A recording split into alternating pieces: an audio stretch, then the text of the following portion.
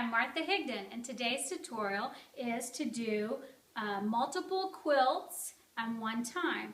So my friend Ruth, she makes the quilt tops for her charities. They're about 45 by 45. So what I do is when she brings me a stack of them, I used to start and stop, but I decided that there's got to be an easier way than starting and stopping and doing each separately. So what I've done is I've taken the backing fabric and I have sewed a long piece together, and then I measured it, and then I always like to lay out my quilt tops on my backings, and this way when I put it on the long arm, I have enough where I would be able to do the quilts back to back.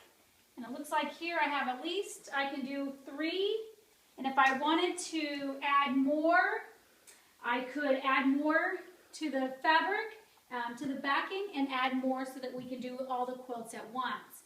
So over here I already have a quilt loaded on the machine. We're going to do the same thing. It tells me I just finished my last stitch. So I go off and then I'm going to roll this quilt.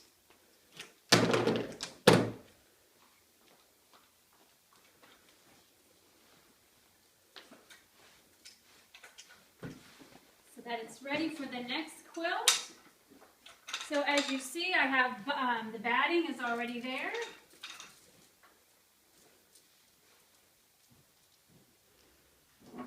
Readjust. So I'm not taking the first quilt top off. I'm just moving on to the next one on the same row, using the same color of backing material, locking it.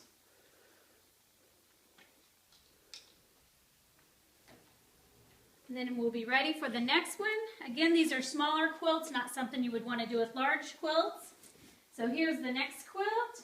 So I'm floating it, which means it's not attached to the middle bar. And then I'm just going to give a little bit of space. And I let it float over the top.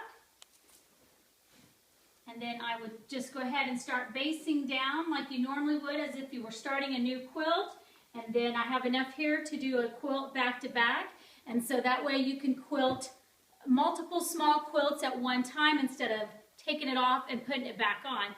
It has saved me a lot of time, and I hope that it's helpful for you, that you're able to do it as well. So I hope you've enjoyed this tutorial, and look for more from quiltingbymartha.com.